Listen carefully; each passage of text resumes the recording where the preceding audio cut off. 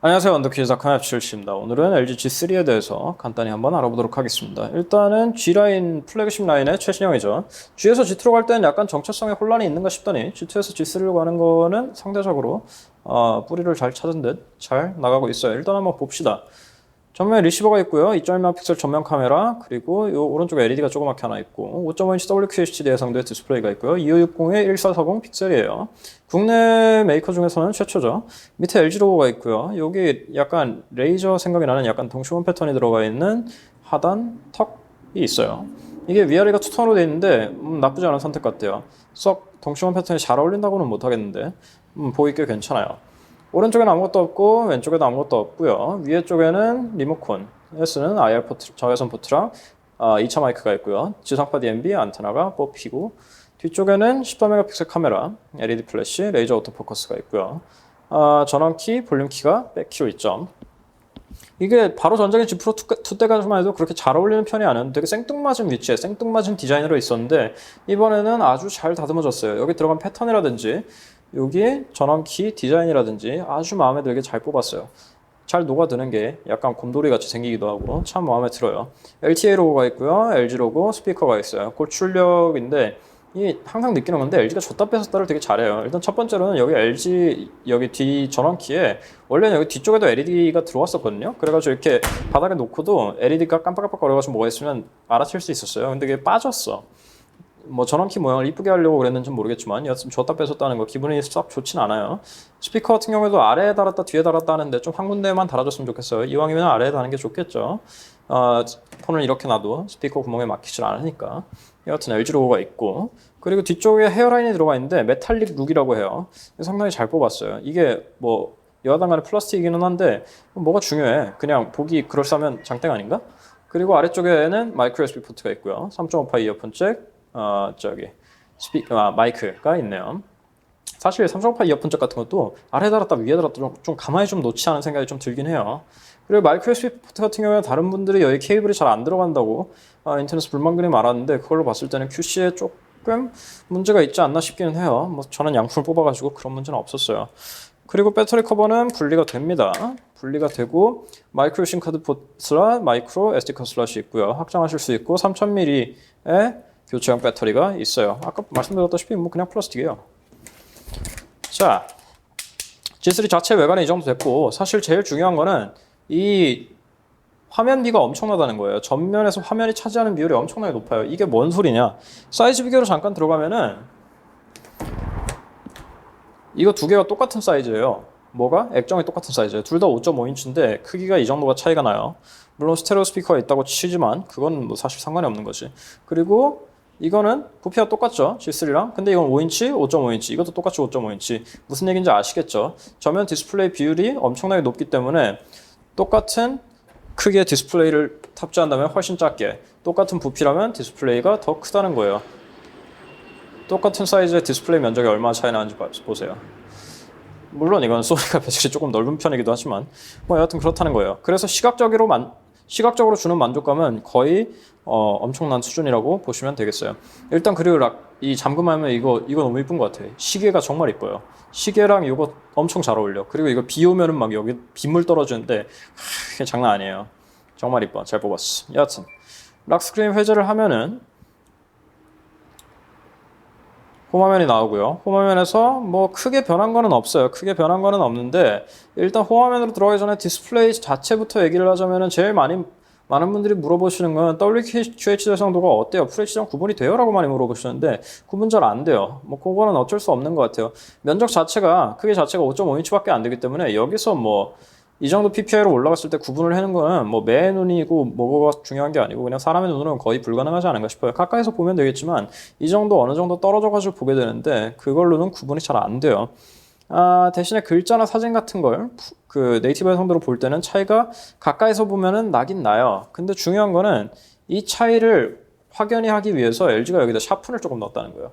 이게 소프트웨어에서 처리한지 아니면 디스플레이 IC에서 처리한지 잘 모르겠지만 이게 사실 화면으로 보여드리는 건 별로 의미가 없어요. 바로 1대1로 비교를 해야 되는데 그거로도 화면으로는 잘 안 나와요. 접사를 해야 보이는데 실제로 눈에 볼 때는 여기 샤픈이 들어간 게 되게 잘 보여요. 그러니까 이제 QHD랑 LG 간에서는 구분이 안 되니까 이런 짓을 한 것 같은데, 물론 LG는 예전에도 가끔 이런 짓 했지만 이런 짓을 한 것 같은데 사실 기분이 되게 나빠요. 이미지가 왜곡되고 자식을 떠나서 이거 사실은 엄연한 꼼수예요. 대리점이나 뭐 처음에 봤을 때 괜찮아 보이게 하려면 꼼수예요. 계속 쓰다 보면 이거 눈 되게 시려운데, 눈이 시릴 정도의 디스플레이라는 말을 듣고 싶었던 거겠죠.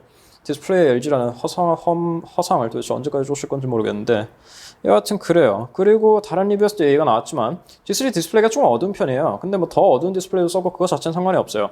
그거 자체는 상관이 없는데, 더 기분 나쁜 건 이렇게 100%를 했다가 조금 시간이 지나면 다시 지가 어두워진다는 거예요. 내가 그렇게 바꾸지도 않았는데, 뭐 뒤에 발열이 있다거나 한 게 아니라 그냥 지가 그래요. 그 정도 밝기를 커버를 못할 거였으면 1번 그걸 100% 놨으면 안 됐죠. 그리고 2번 내가 그렇게 조절을 했을 때 나도 모르게 지 마음대로 바꾸면 안 되지. 그러니까 이런 것들이 사실 굉장히 기분이 나쁜 거예요. 똑같이 해도 이렇게 기분이 나쁘게 내가 빙다리 핫바지로 보이나라는 생각이 들 수밖에 없다는 거예요. 자, 그 정도만 하고 UX로 들어가면 이번엔 많이 플랫해졌죠. 트렌드를 따라서 많이 플랫한 아이콘으로 바뀌었는데 사실 내부는 별 차이 없어요. 그냥 아이콘만 바꾼 건데 뭐 다들 그렇지 뭐. 내부가 뭐 그렇게 크게 혁신적으로 변하고 그러지는 않아요. 이런 UX 아이콘 요소 같은 것들을 깔끔하게 뽑아내고 바꾸는 거가 정점인데, 이번에 LG는 꽤 괜찮게 한 것 같아요. 사실 뭐 내부는 여전히 마음에 드는 건 아닌데, 여하튼 보이는 것만으로는 런처 자체는 별로 특별할 게 없어요. 근데 여기 그 스마트 알림이라는 기능이 있더라고요. 그냥 별건 없어요. 그냥 여기 뭐야, 해가 지면 구름이 많아져 별 보기는 어렵겠어요. 뭐 이런 것들이에요. 별로 쓸모는 없는데. 그리고 왼쪽으로 넘기면 LG 헬스가 나와요. 이렇게 누르면 LG 헬스 만보기라든지 소모한 칼로리 같은 거를 알아볼 수 있다는 거예요. 뭐 그런 기능인데, 한 가지 재밌는 거는 LG 헬스가 저기 순정 런처에서는 여기 왼쪽으로 가면 있는데, 다른 서드파티 런처에서는 아이콘이 없어요. 그래서 액티비티로 들어가서 내가 따로 끄집어 내 가지고 아이콘을 만들어야 되는데 왜 그렇게 했는지 잘 모르겠는데, 여하튼 그래요. 숨어있는 LG 헬스 기능이에요. 그 UX는 그럭저럭 쓸만하게 변했어요. 안드로이드 버전도 4.4.2고, 그리고 LG 뭐 요즘 업데이트 잘 해주더라고요. 이제 옵티머스 LTE2 하나 남았나요? 그거 빼고는 거의 다 키캣이 올라와가지고 정말 LG답지 않은, 또 이번에 업데이트 해주고 또 몇 년 동안은 버그 패치 안 해주겠지? 뭐 여하튼 믿어보고 있어요. 요즘은 아주 잘해주고 있는 것 같으니. 근데 한 가지 UX를 쓰면서 되게 신기했던 거는 LG가 기능을 더 넣어줘도 모자랄 판에 기능을 빼고 있다는 거예요. 줬다 뺏었다 해. 들었다 놨다 해. 대표적인 게 아까 전에 말씀드린 후면 LED가 빠졌다 그랬죠. 뭐 그거는 뭐 디자인 예쁘게 하느라 그렇다고 칩시다. 근데 원래 여기 소프트키가 어디 갔냐? 소프트키에서 보면은 LG 소프트키가 발전을 하고 있는 건 좋다 이거예요. 근데 원래 여기 색깔에 앱에 맞춰서 색깔이 바뀌는 게 G 플렉스에 있었어요. 그거 없어졌어요. 그렇다고 칩시다. 홈 터치 버튼 숨김 이것도 G 프로 2에서 없앴다가 다시 G3는 또 넣었어요. 뭐 그래, 뭐 그렇다고 칩시다. 근데 원래 G 프로 2에서는 이렇게 하면은 요게 화면이 통째로 작아져가지고 한 손 조작이 편리해지는 기능이 있었어요. 갤럭시 노트 3에서 보셨던 그 기능이 있었는데 여기선 또 뺐어요. 왜 날 줬다 뺏었다 하지? 그리고 여기 큐리모트를 보면은, 큐리모트를 써보면 기능 추가를 들어가면 원래 여기 되게 많았어요. 여기 무슨 여기 뭐 선풍기, 에어컨 뭐 별거 다 있었어요. 근데 그걸 다 빼버리고 TV 셋탑박스 오디오 3개밖에 안 놔뒀어. 나머지는 만들어 쓰래요. 뭐 왜 줬다 뺏었다 해? 처음부터 없었는데 말을 안 할 것 같은데, 그러니까 자꾸 그런 생각이 드는 거예요. 내가 진짜 뭘로 보이길래 자꾸 이러지? 유일하게 이번 LG UX에서 추가됐거나 더 이뻐진 거는 요거예요. 요 멀티태스킹 창. 근데 중요한 거는 이 멀티태스킹 창마저도 저는 사실은 조금 HTC에서 본 것 같은데, 이게 창이 많아지면 사실 거의 똑같아 보이거든요. 근데 3회 3배열이 뭐 저작권에 걸린 건 아니니까 그냥 어디서 본 것 같다 정도로만 하고 넘어갑시다. 그리고 UX라고 하기는 조금 그런데, 소프트웨어 측면에서 하나 불만인 거는 메가피를 깔아놨다는 거예요. 법적으로 그게 들어가야 되는 건 알아요. 근데 사용 안 함을 해도 백그라운드로 굴러가고 있더라고요. 신기한 놈일세. 그리고 더 중요한 거는 이 친구는 삭제도 안 되고 정지도 안 돼요. 너무한 거 아니야? 안 쓴다고. 참 세상에 그 거머리 같은 T앱들도 삭제가 되는데 도대체 무슨 깡인지 모르겠어요. 뭐 이 얘기는 이 정도까지 하고, 그래도 희망은 있어요. 사운드가 좋은 편이에요. 사운드가 뒤쪽에 G 프로 2부터 되게 출력이 큰 스피커를 달아놨어요.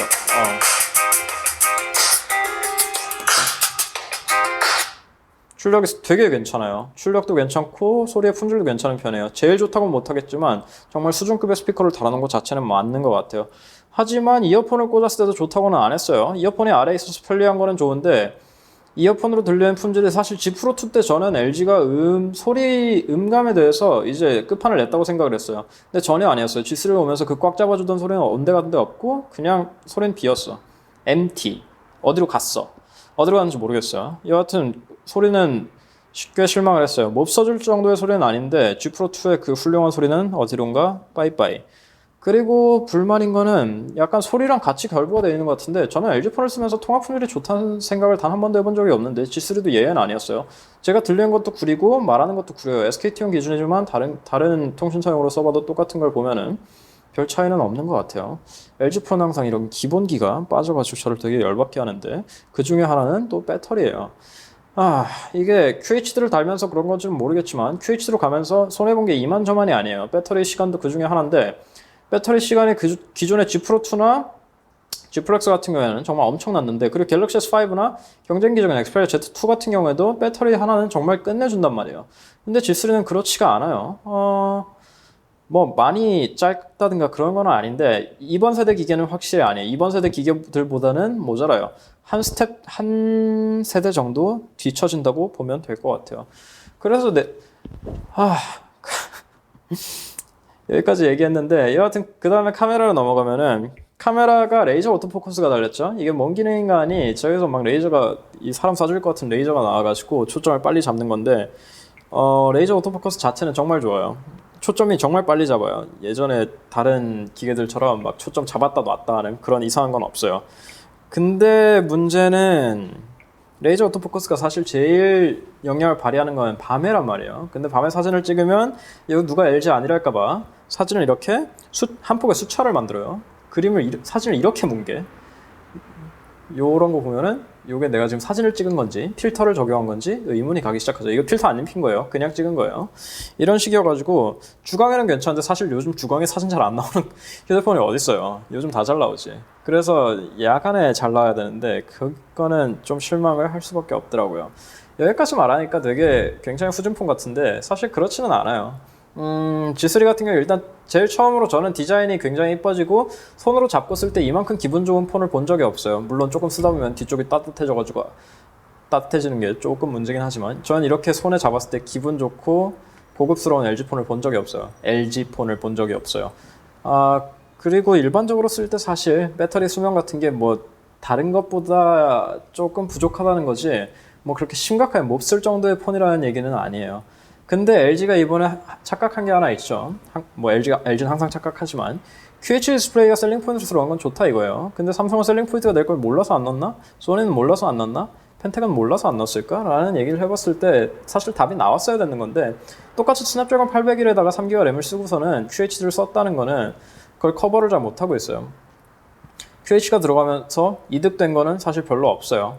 눈으로 잘 분간도 안 되고 괜히 티 내려고 샤픈 넣어가지고 눈이나 시리고 그리고 제 거에는 약간 비쌤도 약간 있는 것 같고 뭐 그거는 QC 편차니까 이 점수 언급에선 뺄게요.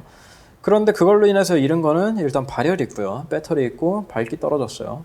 그리고 버벅거려요. 지금 심각하지는 않은데 기존의 다른 폰들에 비해서 확실히 부드러운 맛이 떨어진 게 사실이에요. 이거를 다 잃고서도 QHD가 그럴 만한 가치가 있나? 라는 생각이 들었을 때 뭐 그렇다라고 생각할 수 있어요. 근데 G3에 들어갔으면 안 됐죠.